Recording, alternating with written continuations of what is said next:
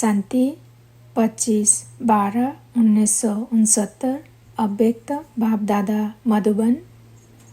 अनासक्त बनने के लिए तन और मन को अमानत समझो। बाप दादा को कहाँ बुलाया है और किस लिए? अभी कहाँ बैठे हो? मधुबन में तो हो, लेकिन मधुबन में भी कहाँ बाप आए हैं? फुलबारी में बैठे हो या महफिल में? बाप दादा रूहानी रूहों को देख रहे हैं और साथ साथ हर एक फूल से निकले हुए रूह की खुशबुएं भी ले रहे हैं। जैसे वो लोग फूलों से इंसेंस निकालते हैं, उनको रूह कहते हैं। उनकी खुशबू बहुत अच्छी और मीठी होती है। तो यहाँ मधुबन में रहते भी आज रूहानी दुनिया का सैर कर रहे हैं। आप सभी को भी रूहानी रूप में रह कर के हर कर्म करना है, तब सर्विस में व कर्म में रौनक आएगी। अभी नवीनता चाहते हो ना? वह जैसे चल रहे हैं उसमें संतुष्ट हो। नई रौनक तब आएगी जब हर कर्म में, हर संकल्प में, वाणी में रूहानियत होगी। रूहानियत कैसे आएगी? इसके लिए क्या करना है? जो रूहानियत सदा कायम रहे। क्या बदलना है? हर एक ने भिन्न भिन्न बातें सुनाई। यह तो है मुख्य बातें जो सभी को पक्की ही है। परंतु रूहानियत न रहने का कारण क्या है? वफादार, फरमान बरदार क्यों नहीं बन पाते हैं? इसकी बात है संबंध की कमी। संबंध में कमी भी क्यों पड़ती है? निश्चय बुद्धि का तिलक तो सभी को लगा हुआ है। यह प्रश्न है, रूह की रूहानियत सदा कायम क्यों नहीं रहती है? रूहानियत कायम न रहने का कारण यह है कि अपने को और दूसरों को जिनके सर्विस के लिए हम निमित्त हैं, उन्हों को बाप दादा की अमानत समझकर चलना। जितना अपने को और दूसरों को अमानत समझेंगे तो रूहानियत आएगी। अमानत न समझने से कुछ कमी पड़ जाती है। मन के संकल्प जो करते हैं वह भी ऐसे समझ करके करें कि यह मन भी एक अमानत है। इस अमानत में खयानत नहीं डालनी है। दूसरे शब्द में आप औरों को ट्रस्टी कहकर समझाते हो ना? उन्हों को ट्रस्टी कहते हो, लेकिन अपने मन और तन को और जो कुछ भी निमित्त रूप में मिला है, चाहे जिज्ञासु है, सेंटर है व स्कूल, कोई भी वस्तु है, लेकिन अमानत मात्र है। अमानत समझने से इतना ही अनासक्त होंगे। बुद्धि नहीं आएगी। अनासक्त होने से ही रूहानियत आएगी। इतने तक अपने को समा पर मिटाना है। मिटाना तो है, लेकिन कहाँ तक? यह मेरे संस्कार है। यह मेरे संस्कार शब्द भी मिट जाए। मेरे संस्कार फिर कहाँ से आए? मेरे संस्कारों के कारण ही यह बातें होती है। इतने तक मिटना है जो कि नेचर भी बदल जाए। जब हर एक की नेचर बदले तब आप लोगों के अव्यक्ति पिक्चर्स बनेंगे। संगम युग की संपूर्ण स्टेज की पिक्चर्स क्या है? फरिश्ते में क्या विशेषता होती है? यह तो बिल्कुल हल्कापन होता है। हल्कापन होने के कारण जैसी भी परिस्थिति हो वैसी अपनी स्थिति बना सकेंगे। जो भारी होते हैं वह कैसी भी परिस्थिति में अपने को सेट नहीं कर सकेंगे। तो फरिश्तेपन की मुख्य विशेषता हुई कि वह सभी बातों में हल्के होंगे, संकल्पों में भी हल्के, वाणी में भी हल्के और कर्म करने में भी हल्के और संबंध में भी हल्के रहेंगे। इस 4 बातों में हल्कापन है तो फरिश्ते की अवस्था है। अब देखना है कहाँ तक इन 4 बातों में हल्कापन है। जो हल्के होंगे वह 1 सेकेंड में कोई भी आत्मा के संस्कारों को परख सकेंगे और जो भी परिस्थिति सामने आएगी उनको 1 सेकेंड में निर्णय कर सकेंगे। यह है फरिश्तेपन की परख। जब यह सभी गुण हर कर्म में प्रत्यक्ष दिखाई दे तो समझना अब संपूर्ण स्टेज नज़दीक है। साकार रूप की संपूर्ण स्टेज किन बातों में नज़र आती थी? मुख्य बात तो अपने संपूर्ण स्टेज की आपे ही परख करनी है। इन बातों से इस ग्रुप का मुख्य गुण कौन सा है? वह ग्रुप था यज्ञ स्नेही। यह ग्रुप है यज्ञ सहयोगी। यह सहयोगी में तो सभी पास हैं, बाकी क्या करना है? ऐसी भी स्थिति होगी जो किसके मन में जो संकल्प उठेगा वो आपके पास पहले ही पहुंच जाएगा।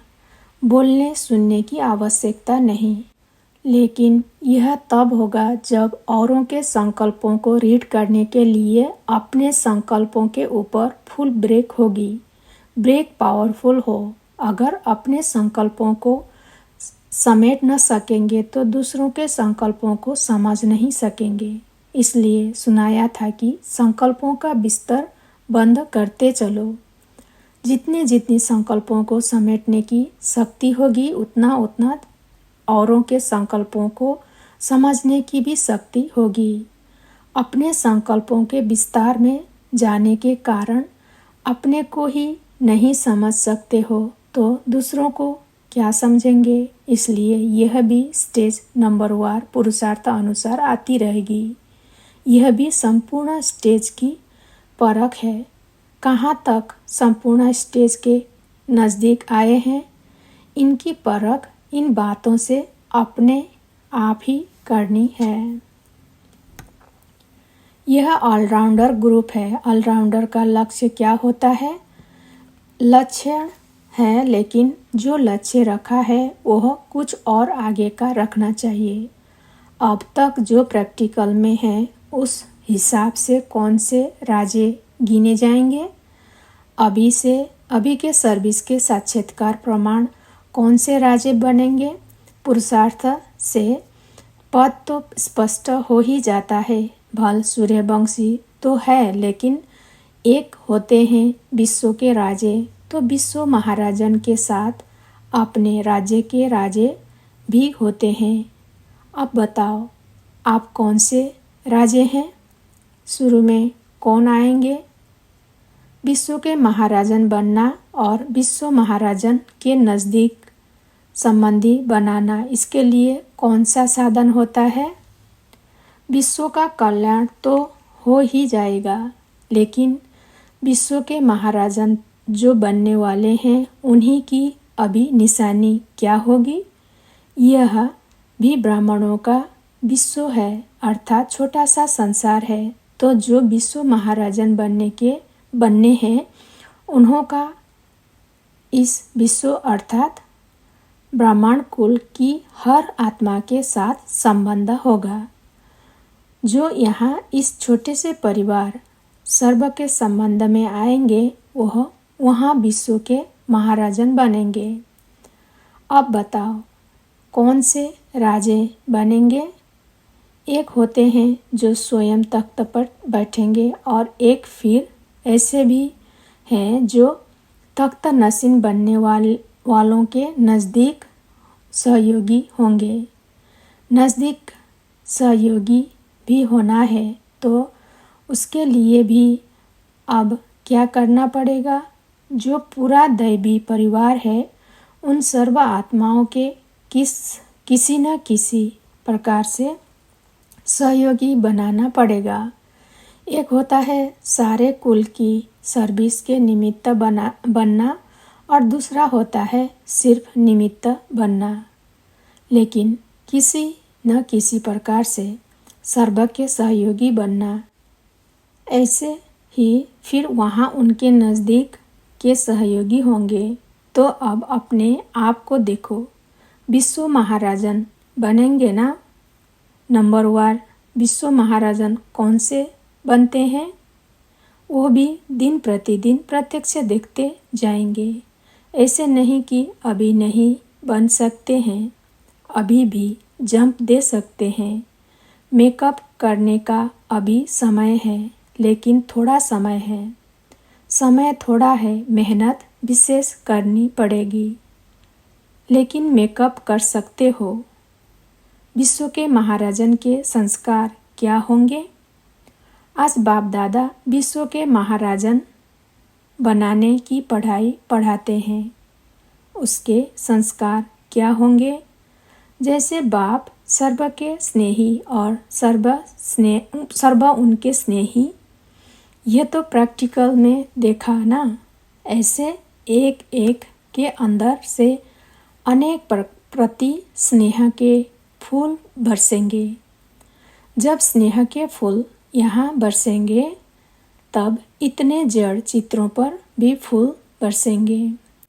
तो यहाँ भी अपने को देखो कि मुझ आत्मा के ऊपर कितने स्नेह के पुष्पों की वर्षा हो रही है।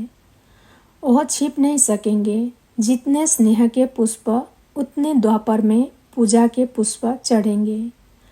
कहाँ कहाँ कोई पुष्प चढ़ाने के लिए कभी कभी जाते हैं और कहाँ तो हर रोज़ और बहुत पुष्पों की वर्षा होती है।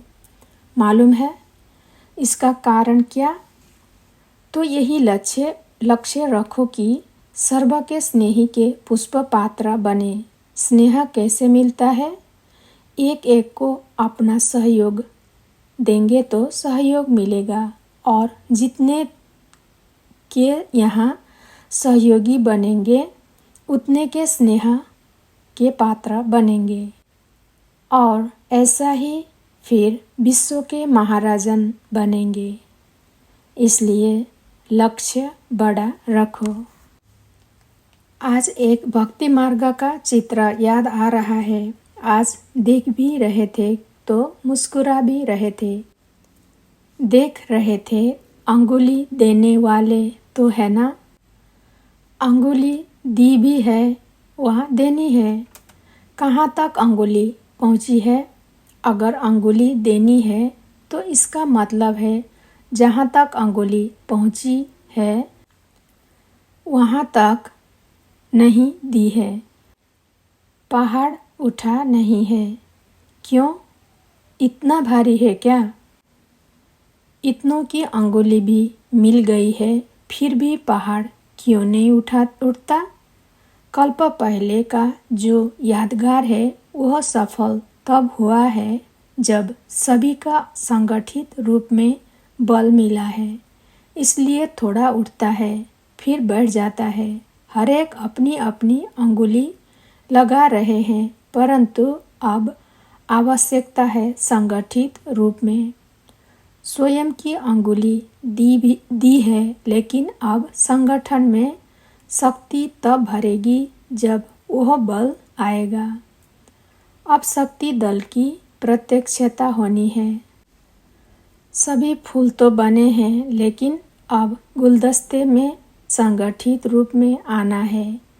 अभी कोई पुष्प कहाँ कहाँ अपनी लात दिखा रहे हैं, कोई अपनी खुशबू दे रहा है और कोई अपना रूप दिखा रहा है।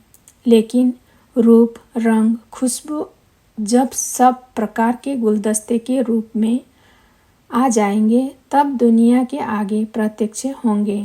अब ऐसा प्लान बनाओ जो संगठित रूप में कोई नवीनता दुनिया के आगे दिखाओ। एक एक अलग होने के कारण मेहनत भी ज़्यादा करनी पड़ती है, लेकिन संगठन में मेहनत कम, सफलता जास्ती होगी।